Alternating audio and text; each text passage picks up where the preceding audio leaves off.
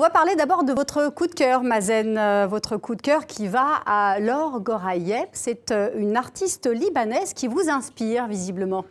Qui m'inspire beaucoup, avec qui je travaille beaucoup. Donc c'est une artiste libanaise de 88 ans cette année, qui est peintre, poète, critique d'art et qui travaille beaucoup à l'encre de Chine. Elle écrit beaucoup en arabe dans ses dessins et elle est géniale et c'est ma mère. Voilà. Ah voilà, moi je me demandais si vous allez finir par Voilà. le dire.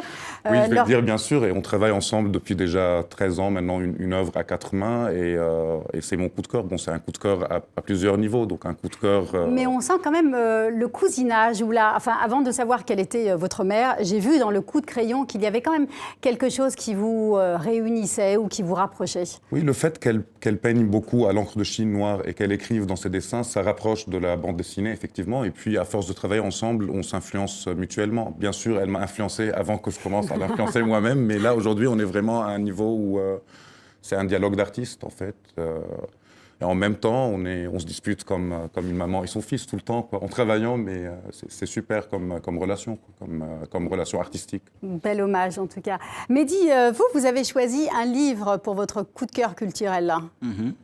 C'est Kafka sur le rivage de Murakami.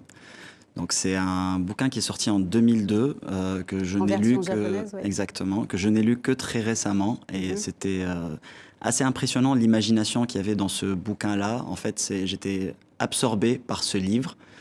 Ça m'est déjà arrivé d'être absorbé par des bouquins, mais c'est très rare. Et ce bouquin-là m'a fait cet effet-là. J'étais absorbé dans l'histoire, dans la description. Qu'est-ce qui vous a le plus plu? Les personnages, l'histoire, la quête de ces deux personnages?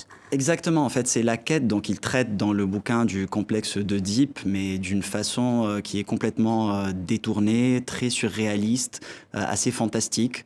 Et juste, je ne vais spoiler personne, mais pour vous donner une idée, en fait, sur le bouquin, on a un chapitre où on a une discussion entre un humain et un chat. Donc ça paraît comme ça complètement hallucinant, mais c'est énorme. Enfin, c'est un bouquin, j'aimerais que les gens lisent ce bouquin-là, les gens qui ne le connaissent pas.